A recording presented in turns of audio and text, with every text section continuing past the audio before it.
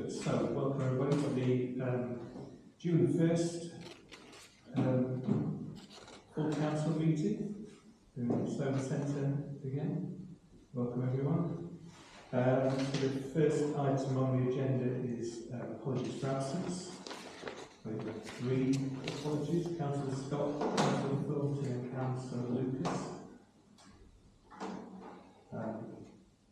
The second item is declarations of interest. Members declaring interest, enclosing disclosable pecuniary interest they may have in the agenda items according to the requirements of the Town Council's Code of Conduct. Does anyone want to declare interest? Any items for it? No? Okay, thank you. Item number 3 is public session. There are no members of the public, so we'll move on to item number 4. Item number 4 is Mayor's announcements. That was circulated earlier today. It was done for the last meeting, but because of the nature of the last meeting they weren't given out. Those are to note. Then we'll move on to item number 5, confirmation of minutes of the full council meeting from May the 11th. Is everybody happy with those? Yes. Yes, I am happy with them. Can I have a thing arising from them or not? You've got a comment to make on them. You can make a comment. Or ask a question about them? You might. I can try it. Okay, so when it said FC 014 26 27, it was the election of councillor reps to outside bodies. 3 of those were deferred, and I'm just wondering when of those deferred to. There was, I think it was the, it was the, can you see where I'm talking about? One was for Welton Rovers, one was for the Community Trust, and one was for High School. I think there were reasons why they deferred, and I suppose until we have those resolved in terms of how. We'll bring them back to council as soon as we've got an answer. There's some clarification needed, wasn't there? I don't think we've had that yet. But all of those 3 have got some sort of caveat with them, so when we find out, then we can come back. Yeah. So we'll carry on as we were, I think, before. Okay. So do we have a proposer for the minutes? I propose them. Councillor Gregory is proposing, seconded. Councillor Taylor seconded. All in favour of such the minutes? That's everybody. So note the minutes of the following committees. So let's just note the Finance and Ops Committee meeting minutes on the 26th of May and the Planning Committee meeting held on the same day, 26th of May. If I might just make a comment, I was extremely interested to see the wonderful remarks that were made about the proposed Wimpy Taylor. Yeah. And I thought the response from the Planning Committee, Dr. Baines, was excellent, so well done the Planning Committee. Thank you. Thank you. So item number 7 is consideration of recommendations of the committee. There's 3 recommendations from the Finance and Operations Committee. One was regarding transfer of funds, and they resolved to recommend to full council that they approve the transfer of both the first and second instalments of the preset from the unit trust bank to the CCLA account, subject to the RFO ensuring that sufficient funds remain in the unit trust bank account to meet operational expenditure requirements. The second resolution was to recommend the corporate governance annual timetable to full council for adoption, and the third one was resolved to recommend the council statement of internal control to full council for adoption.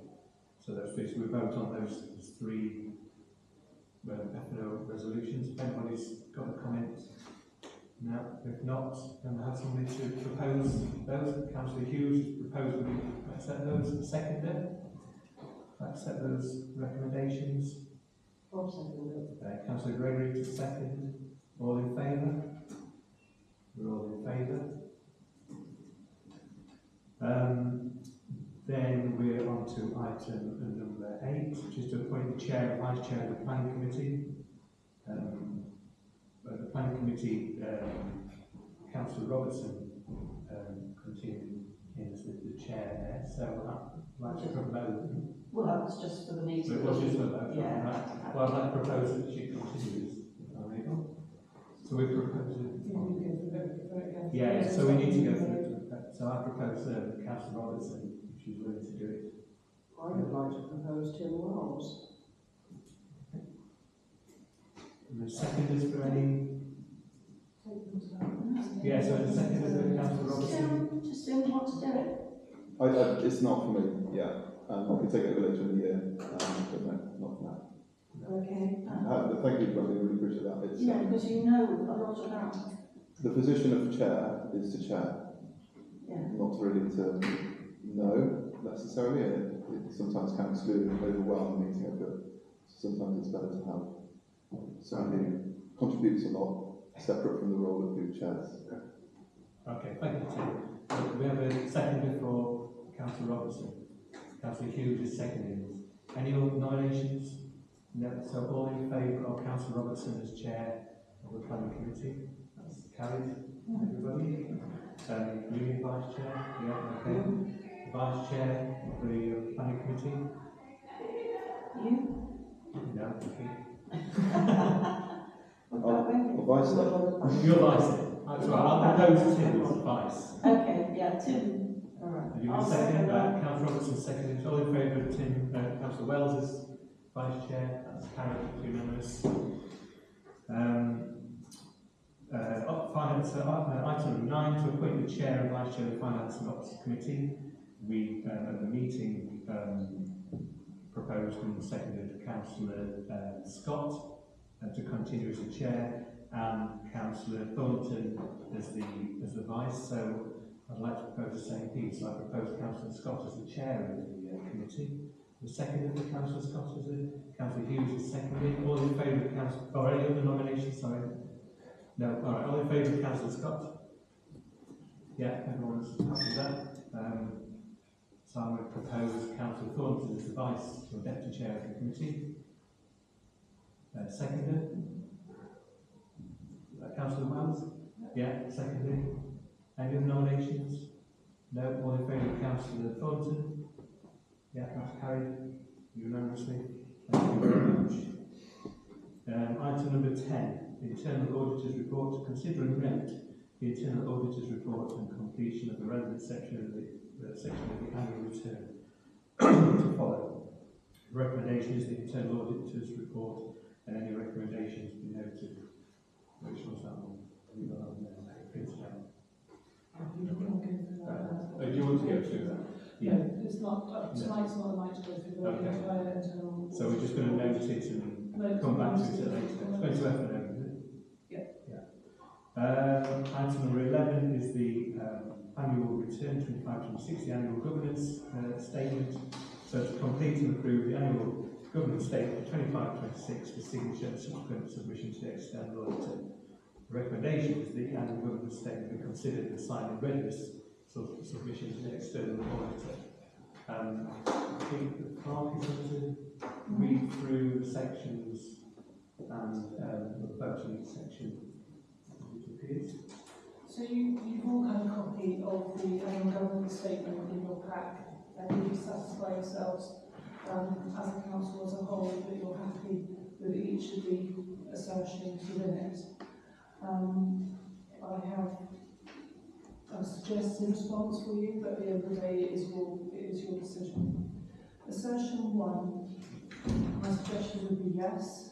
The council has maintained accounting records during the financial year using the outputs. However, the year-end review and internal audit identify weaknesses in the year-end close-down process, including the treatment of retentions, prepayments, VAT control, wages control, creditor reporting, earmark reserve movements. The council therefore should note that while accounting records were maintained, improvements are required to the year-end reconciliations, reporting schedules and close-down procedures.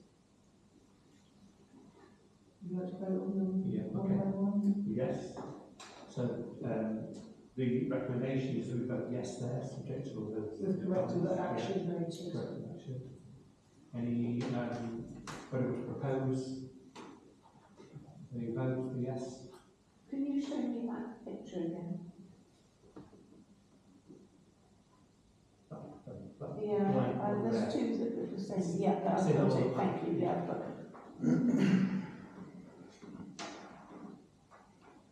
So, I just the vote for yes, and Yes means that this authority prepares accounting statements in accordance with your accounts and audit regulations, and that's backed up by the internal auditor's report.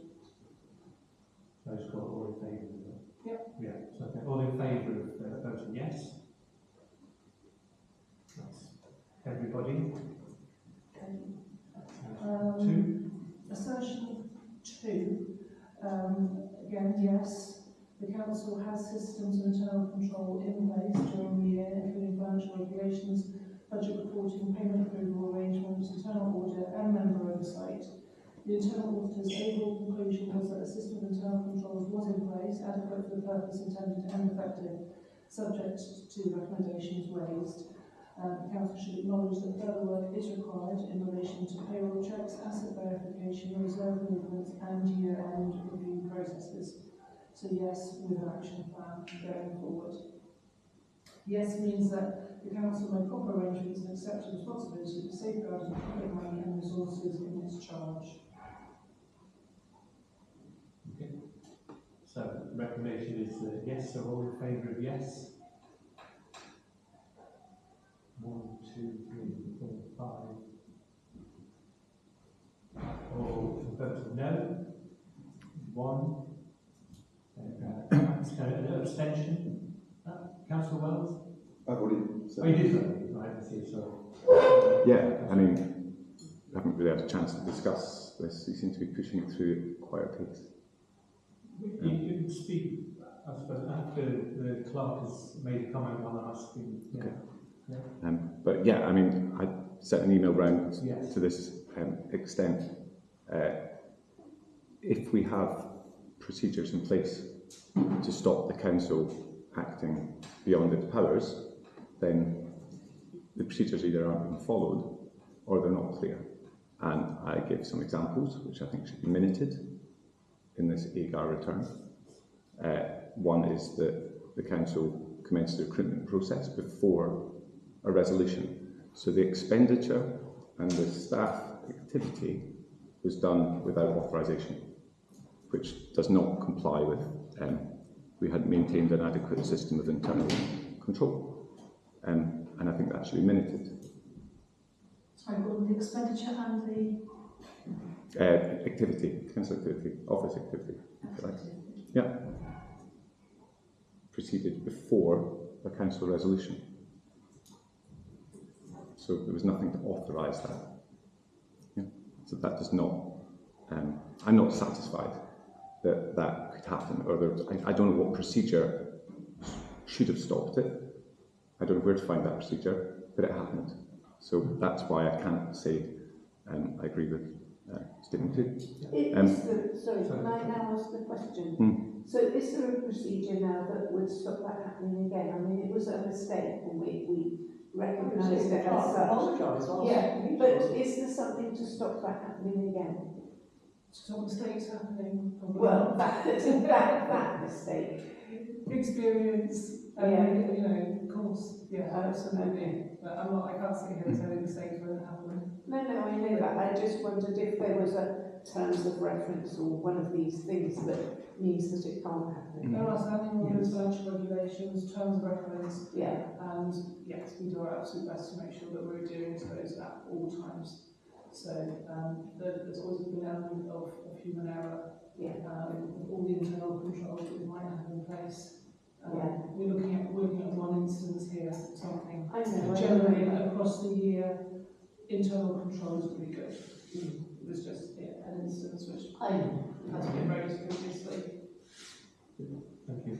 Yeah, and it's further to that, and I've raised this throughout the year. These aren't new issues, these are issues that haven't been properly resolved. So I haven't been able to find any council resolution or policy governing the mayor's fund.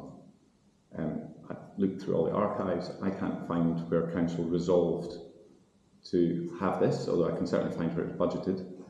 I can find no documentation about it, and without that resolution, I can't be sure how that came about. I have raised this previously. I haven't had an answer, so again, Can I ask you a question? Did you have one in process when you were mayor?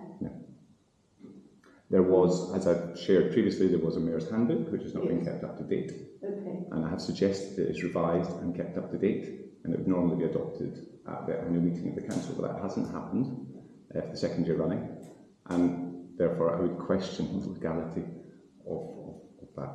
So that's why I cannot, until I see that, I cannot agree to number 2. And there's a crossover between 2 and 3 here, but I will go on. And there is a hybrid arrangement between the council and the community trust to run an event, to run events. And now we have examples of the community trust making decisions. I've questioned how these decisions come about. I haven't had the answers. The council, I haven't seen any documentation defining the relationship between the council and the community trust. Clearly, it would make sense for certain decisions to be delegated to the partner organisation, but they must be documented about what the community trust can decide and what must go back to the community events committee or council. I haven't seen any evidence of that memorandum of understanding, so therefore I have no idea what that relationship is, and I don't think that is good governance. And I've got a question about that as well. Do we have a chairman on the community trust yet? We had, on the community trust, do you mean the community events committee? No. You're talking about the community trust, aren't you? Oh, I don't know. Well, he's talking about the relationship between the two organisations. The community trust and the hybrid. No, on the council. He's talking about that group that's discussed that's working on the town fair. So the community and events committee? No, he's talking about the fair planning group, which is the council is working with, or members of the council staff are working with the volunteers from the community, mainly from the community trust. And Gordon is saying he's not clear about where the responsibilities and roles and permissions are. I think that's quite clear. I've been to those committee meetings. What happens is we've been allocated a certain amount of money by the council, and we work out how we're going to spend it. I would instantly flag that as a governance concern then. That's not the way councils work. You don't allocate a certain amount of money and then let people spend it. Any spending would have to go through the events committee, the council, or possibly the events committee could delegate. But unless there's a written... Have I explained it wrong? Yes. Yeah, so all the decisions on, like in the meeting, there was a previous meeting of the events committee, the town council events committee group that authorised the spend, so that nothing gets spent without it going. I mean, well, we're just talking here, but nothing that gets spent without the budget was brought to the events committee, not to the fair planning committee. The fair planning committee put together what they want, what it would cost so far. That comes to the events committee, and they were making a decision and voted on whether they want this thing. Okay, so I would find a minuted resolution to spend money on every item. Well, yeah, I presume so. The minutes for the meeting haven't been... Because I haven't found any... I've looked through the minutes of the community events committee meetings, and I haven't seen any minuted resolutions to authorise expenditure yet. And it's not just financial expenditure. There are decisions being made on behalf of the council. For instance, it could be booking suppliers, booking acts, and there isn't enough transparency of that process. Unless a scheme of delegation or a memorandum of understanding was available that said the council are going to delegate certain decision making to the community trust, but that doesn't exist. So I don't see the governance at the moment. Yeah. All right. Is that... Sorry. The committee are approving the budget that's being presented to them, which details the individual costs for the individual attractions, support staff, be it first aid, be it a balloon maker, whatever. But there's not going to be a resolution on we resolve to use Joe Blogs to blow up balloons at £50. That isn't laid down at all. But it is laid down that there's a budget that as a group agreed, and that's in the terms of reference. Okay, I mean, I think that needs to be better defined then. So we have some sort of decision, some paper that says certain decisions can be made within budget, and defines the process that Community Trust would follow to make those decisions. That could be as simple as booking acts, because we could have conflicts of interest, for instance, where the Community Trust decides to give performance slots to its own trustees without any oversight, and that could be seen as being prejudicial towards their own trustees as opposed to other members of the public. I don't think this has been properly resolved. Trust aren't booking any acts, So no acts have been booked. not by the community trust. They're coming through the office. The booking of acts and the payment of invoices, booking forms, etc., is all coming through the office. Right, because I did email and asked what the process is for volunteer bands to put themselves forward to perform, and there was no response. And I can't find any documentation about that. So again, I can't be sure about the governance. Yeah, I mean, we have an evolving system. The system is changing. What we do know is we have far more transparency now than we ever had in the past. So we can see clearly what's happening, what's been allocated prior to the events. So we are moving in the right direction. It may need some fine-tuning, but I think what we're seeing now is a far better system, a far better controlled system, and we are controlling the finances from the office as it should be. So it is a better system, but fine-tuning, perhaps. Okay. Those are my concerns. But did No, we'll you look want at to that. comment about the music acts in his question? Well, I don't know. I think appropriate now. So I think you should also, and if you refer to the internal auditors report, it quite clearly details the previous issues of allocating money to the trusts without the transparency and the financial controls. So the issues raised in the internal audit report are being solved in this situation by better control and better transparency. So actually, if you read the internal auditors report, you understand that we've actually tackled that and improved it. I have briefly read the internal auditor's report because we only got it quite recently. But respectfully, I disagree. As a resident and someone who's not on that committee, I don't see how these decisions are being made at the moment. Respectful, and you weren't like you sat through the meeting as a member of the public, and the transparency was there. It will, I assume, it will be in the minutes of that. So you'll see it, as you weren't able to attend the meeting, you'll see it from the minutes of the meeting. Okay. So it is there. Yeah, and as I said a few minutes ago, I've been through the minutes of the committee and I haven't been able to find the information in the minutes so far. So I look forward to reading the next set of minutes with detailed resolutions. It's only one set of minutes so far. Yeah, which I think is again quite surprising considering I feel that quite a lot of organisation probably has taken place. So. Okay. Do we move on to item number 3? Yes, assertion 3. I recommend yes. Where it states we assure ourselves there are no matters of actual or potential non-compliance with laws, regulations and proper practices that could have a significant financial effect on the ability of this authority to conduct its business or manage its finances. The Council has taken steps to comply with relevant legal and regulatory requirements. However, the internal audit identified areas of high intention, including publication of payments under the Transparency Code, publication of the data protection policy, and compliance with trustee responsibilities. The Council will therefore address these matters through the internal audit action plan. So yes, but with caveats and corrective action to come. I'm sorry, I asked this last year. How do we know you've done that or when you've done it? Through, When it says that you're going to change what?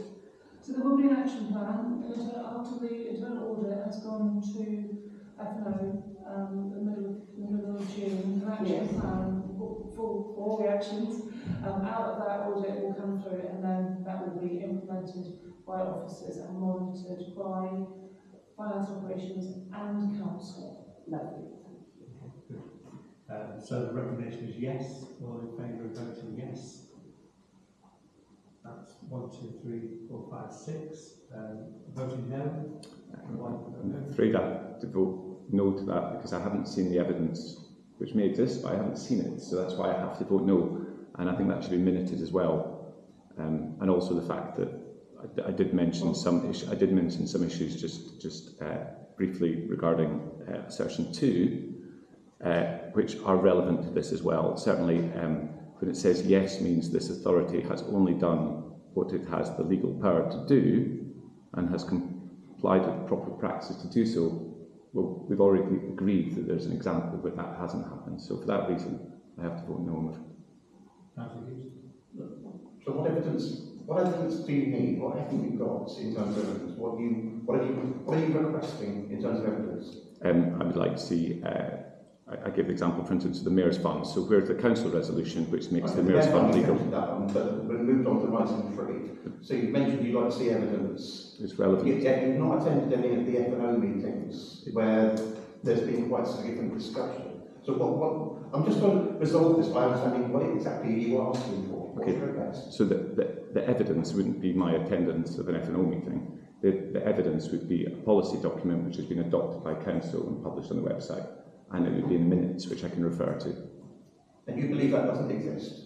I haven't seen it and I can't find it, so that's why. Would it not have been sensible to request that document before the meeting? I have regularly requested information. Well, I've regularly sat in meetings, I've not heard a request for that. But I'm just saying, it would be that we know we have policies, we know we're updating our policies, but we have policies for everything. They've been developed over a long period of time through various administrations. Some need updating, but we do have policies in place. So I think perhaps it would be sensible to request it, or even request that the F&O provide the policies that you're looking for. I have requested them, and a nice concrete example is which policy governs the Mayor's Fund.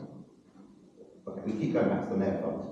That's one tiny item we're talking about here. And that one I think we've already covered. Have we? Yeah. How did we cover it? Well, it's a budget item that's going to be reviewed by the F&O. But you'd agree there is no policy or resolution as at the moment? Well, it's very difficult, Gordon, to go through all the policies during a meeting. That's why it's better to have the information before the meeting so the policies could be reviewed correctly. Understand if the policy exists or whether the policies require amendments. But we can't sit here and go through all the policies while we're in the meeting. That just isn't viable. So that's why it's better to have prior knowledge so that these things can be reviewed correctly, so that when we're in this meeting, we can make them productive. Yeah, which is why I've brought these things up previously and not been satisfied by the answers, which unfortunately means unfortunately I need to raise it as a governance concern, which goes also for things like the Memorandum of Understanding, which I can't find, which would govern the relationship between the Community Trust and the Council and what decisions the Community Trust can make on behalf of the Council. I can't find that documented anywhere. Okay, but you don't know if it exists or not, you just can't find it? No. Okay, all right. Okay. So maybe it would be good to make in the minutes that is found and sent to Gordon. Mm-hmm. Yes, thank you. And then that would be great.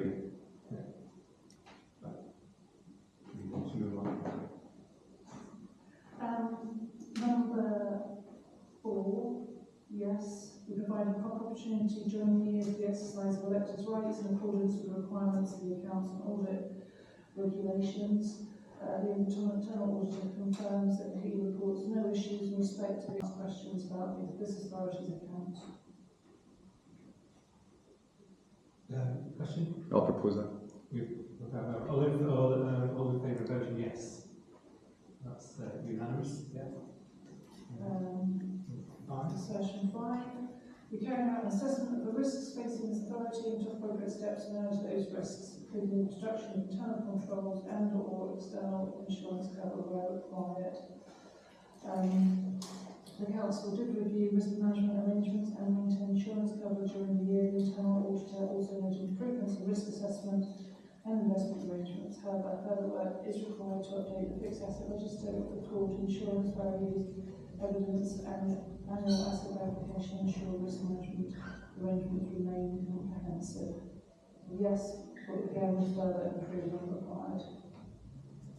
We are probably okay on the fixed asset register. I think the internal auditor looked at the fixed asset register before it had been uploaded to the website. But it's still yes. Okay, so yes. Who's in favour of yes? All in favour of yes? Number 6, we maintain throughout the year an adequate and effective system of internal audit of the accounting records and control system.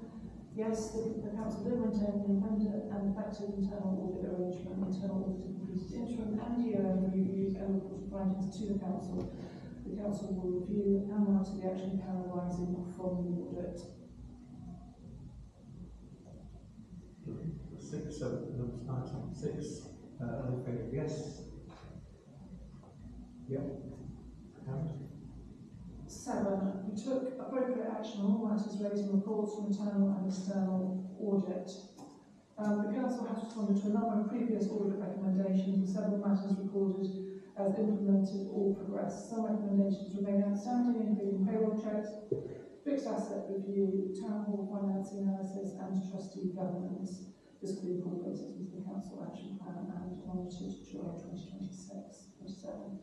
It is important to note that payroll checks is something that was raised by the internal auditor. However, payroll is checked and signed. The auditor did not ask to have a look at paper copies on this occasion. That is something that does currently happen. In any event, it's a yes, provided that the council does formally record and monitor the outstanding actions. Okay, so all in favour of voting yes to the question or just voting? Yeah, so yes. We consider whether any litigation, liabilities, commitments, events or transactions occurring either during or after the year end have financial impact on this authority, and where appropriate have included them in the accounting statements. The council has considered significant matters arising during the year, including the town hall project, the earmark reserve, retentions, year-end accounting adjustments, VAT and trustee responsibilities. The council will ensure that any required corrections or disclosures are reflected in the year-end accounts and supporting papers. So yes, but ensure that minutes record that these issues have been considered. Okay, thank you. So all in favour of yes for item 8? Is that everybody? Yeah. I'm abstaining on that one. All right. Councillor Taylor abstaining on that one. Session 9. This is a no. The number 9, trust funds, including charitable, in our capacity as the sole managing trustee, we discharge our accountability responsibilities for the fund's assets, including financial reporting and, if required, independent examination or audit. The internal audit report identifies that the council's sole trustee, the town trust and the recreation trustee, also identifies concerns regarding trustee responsibilities, charity commission filings, bank mandates and the need for clearer governance arrangements. The council should consider carefully whether it can evidence that it's met all trustee responsibilities during the year. Which I don't think we can at the moment, so unfortunately that is in no. Okay. So all in favour of no? Voting no, we do. Well, so 1, no, that's everybody. Right, you can vote yes if you want. Right, so everybody's no. And then assertion 10. 10 is also no. There's work to be done here on data protection and accessibility, and this will be put in place for the audit next year, but it will be fully scrutinised. It's not been fully scrutinised this year. Okay, so the recommendation is no there. All in favour of no? Yeah, that's everybody. Okay. That's that. Thank you very much. I think we're now to Can I just put one thing forward, so I'm not being picky on it, but if we're going to use documents to analyse the reports, you refer to the practitioner's guide. Can you circulate the correct version? The version is an outdate version. The latest practitioner's guide is the 26-27 version. I can send you a copy of the council. Thank you. So item 12 is the is that item 12 now, is it? No? So that was 11. The accounting statement. Yes. To approve the accounting statement for submission to the external auditor and note that the RFO has signed the statement in reference. You've all got it. Do you want to read through it? Are you happy with the figures? Okay. So, recommendation to approve. All in favour of approving the accounting statement? 1, 2, 3. That's everybody, yes. Everybody has approved that. Number 13, to declare any conflicts of interest with the external auditor, BDO LLP. To comply with the BDO requirement for external audit purposes that there are no conflicts of interest. Anybody aware of any conflicts of interest with the company? No. No. Item 14, notice of public rights. To confirm and note the date of for the notice of public rights and publication of the unaudited annual governance and accountability return beginning the 3rd of June 2026 and ending Tuesday 14th of July. Okay. That's confirming note recommended. Would you vote on that? Just note it, yeah. Okay. Item 15, appointment of internal auditor. To confirm the appointment of the internal auditor for the 26-27 municipal year, recommended that the appointment of the internal auditor be approved. Any?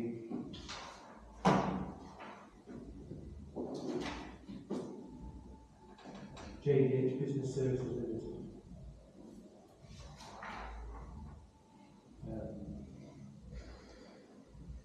Has been the council internal auditor to carry out internal audit work 24, 25, 26, including an interim audit each year. So, anybody want to propose the recommendation? Councillor Hughes proposed. Anybody second the recommendation to accept the Councillor Mackay's second? All in favour of appointing the internal auditors? That's carried unanimously. Thank you very much. Schedule of invoices for payment. To receive the list of outstanding creditors due to payment, including reports of any payments made in the delegated authority. That following a separate procedure. Was that agenda item 16? Yeah, you had some questions about and they were around whether they were answered. So that's just Somerset, Baines, Christmas lights, Baines, Hollies, Harvests, PGPs, Practicality, Barone, Primrose, and SLCC. There's one additional one, apologies, to add to the list, which came in late on Friday, and that was actually the internal auditor, £510 and no pence. Got a copy of the invoice if anyone would like to see it, to check it. Happy to pass that round to you.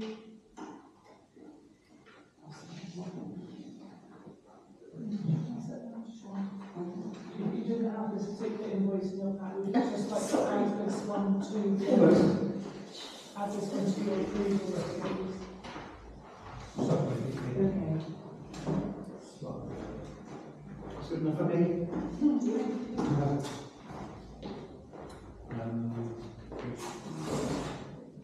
Food package, right? Okay. So everyone's happy. We'll get a chance to look. I'll just keep them. Yeah. So somebody wants to propose the schedule of invoices. Councillor Robertson proposed, seconded. Councillor Gregory seconded. All in favour? That's unanimous. Very much. No, it's not. I haven't done Oh, no, it. sorry. I thought you I had can't it. find it in there. I'm not going to do that. You're not going to do it? It's only a small one. Okay.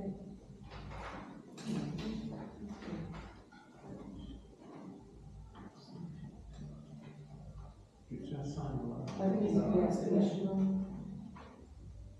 Yeah, include me. Okay, so that's everybody. And then item number 17, Town Hall update, receive a verbal update. I have actually distributed a report to you, done very quickly, but I think it gives you a flavour of where we're at right now. I'm going to give you a financial update because nothing's really happened since the last time financially. But at the next FO committee, there will be a full debrief on the finances, which will also then come in turn to council. I'd like to ask a question, or make a comment. I felt uncomfortable about the town hall ever since I started here more than a year ago, and I feel totally powerless. And I feel like the town council is totally powerless to do anything. We can see what the problems are, but we can't do anything about it. I don't know if anyone has any comments about that. Yeah, I think we've all probably felt the same. We're frustrated that we don't seem to have any power as we use. There are no alternatives at this point, so we have to take this current stage to its conclusion before we really gain back control and power over what's happening at the building. Yeah. So unfortunately we are in this stage of limbo. My only comment on this report is that, and I understand why, but it contains no dates. Yeah. No dates of scheduling or dates of completion, and I appreciate that that's probably because we can't at the moment. But that's The only dates I've got at the moment are the structural arts lobby is due to go in on the 8th. There was a delay with that. It was meant to go at the beginning of May. With funding payments between contractors, that was delayed, and of course we missed the slot then because other people were booked in after that. So I did push really hard to get that moved forward to this week, but it wasn't possible. So that's happening next week. And they have been paid, so there shouldn't be any more hiccups with the restructuring lobby. That's the last big thing that needs to go in. And now that Mender Construction are taking over the other elements, management of the other elements, the funding and the mechanical, and that's been signed off from the AG. I would like to think that things should roll on quite well. I have made it very clear that we are not looking to extend insurance beyond the end of June. I made that really, really clear. So that's what everyone's working to, is the end of June. okay. And this report, it says recent completed works include, and then there's 5 items. When you say recent, do we mean this year, this week, this month? In the last 4 weeks. This month. Yeah. Okay. Yeah. Thank you. Tara, with you saying not prepared to extend the insurance, do you feel relatively confident, I can't say totally confident, that the end of June will see the completion of where we're at? There is a strong possibility with the structural lobby going in next week, and with Thomas lined up, a new BMS supplier, all these people are lined up now, and the snagging has commenced. So there's a good chance. We've only got 30 days, and if it doesn't start until next week, it's such a... Yeah, well, the snagging's ongoing, the snagging has started already, and that's continuing. Right. And all of the things that the approval of the payments, that's happened now, and that was delaying us. Right.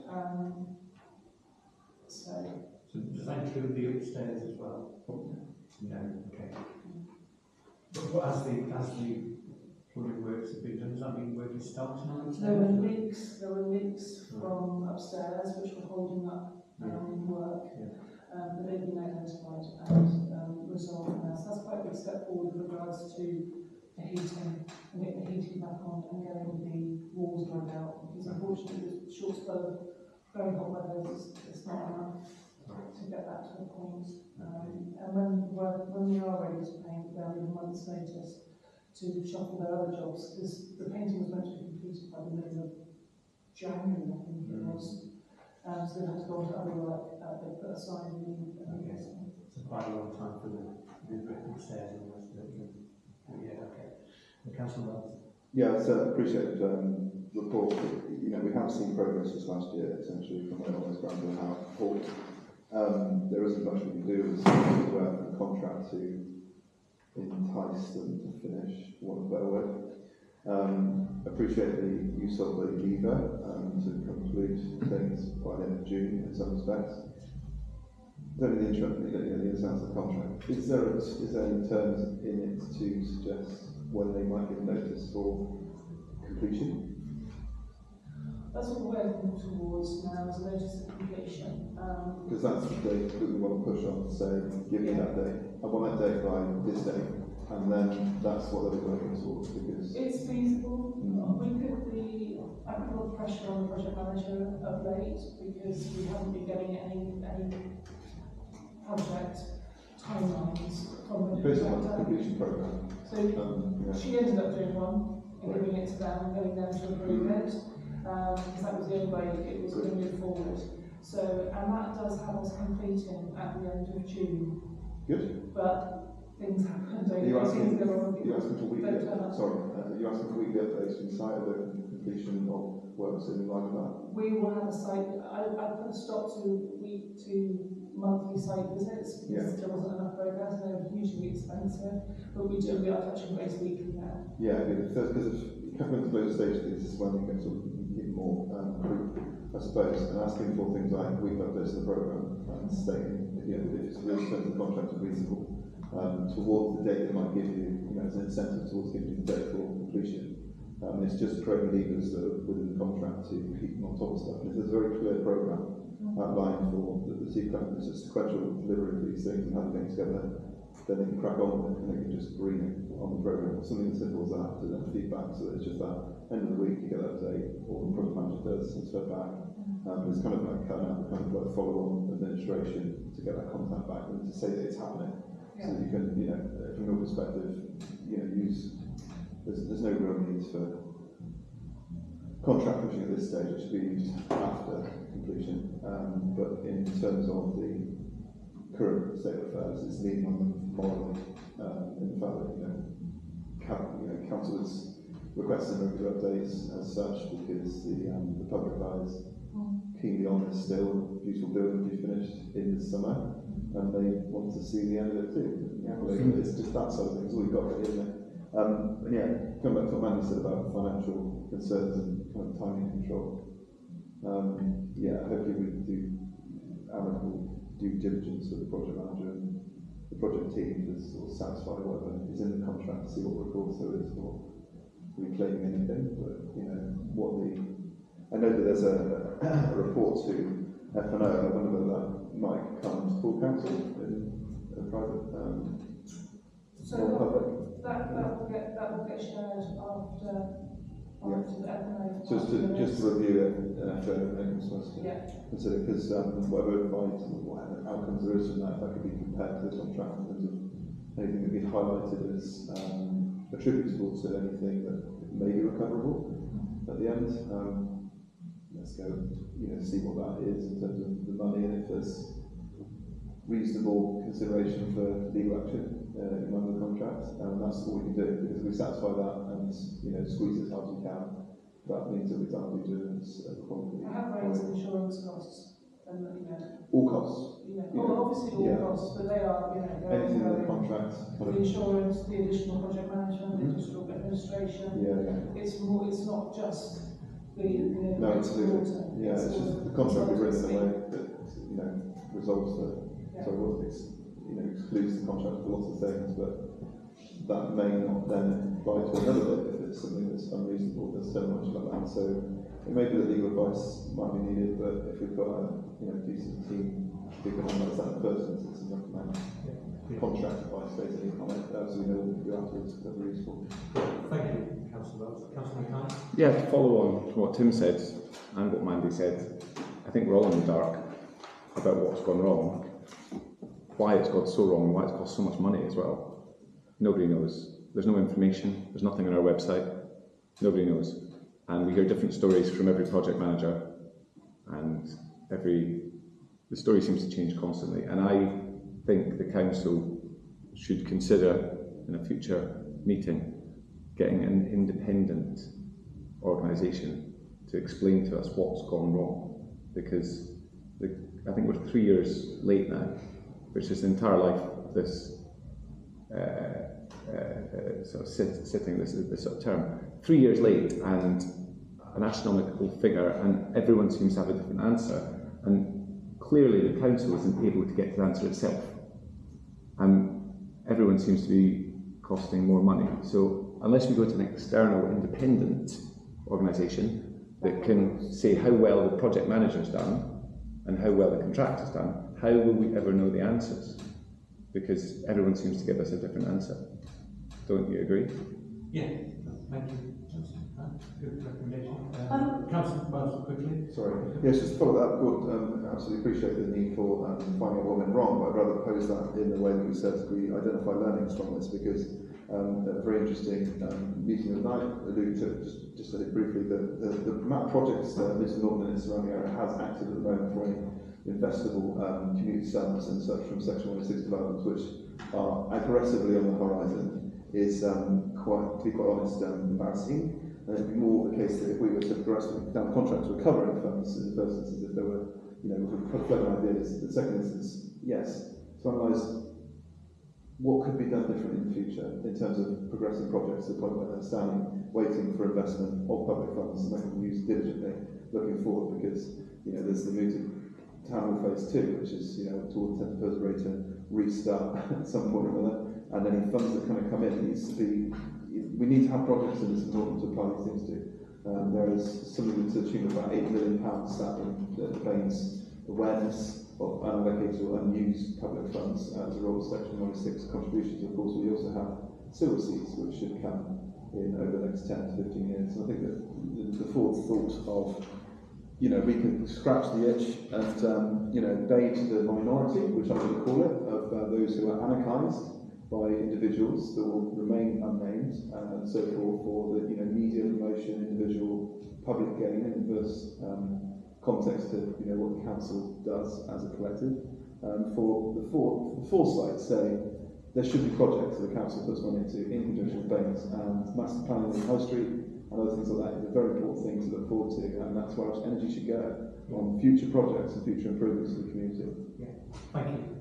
On a practical thing, is it going to help if we sort of feed the contractors buns and cakes if we take them up there? No, I'm serious. Will it make a difference, or is our delay all at headquarters really? It's not the contractors who's the problem. I appreciate the suggestion. Well, we've got the timeline there. There's not much we can do apart from the timeline, but there's a lot of things to be done reviewing what happened. Okay, so it's not the contractors that's the issue, it's back at source is the problem. I mean, if the contractors are happy, they're going to work better, so that's what I need to work on. Getting the contractors in and things, but yeah, it's all in hand, it's laid out in here, I think. If you've got some other suggestions then. I have got suggestions, I'm happy to make buns for them. You laugh, we've had business, our church has just totally redone its Welton Baptist thing, and the whole thing was done well and quickly, because they had cakes, new cakes every week, and they finished. I think they're worried that we've got something in the door. Okay. Okay, so finish that.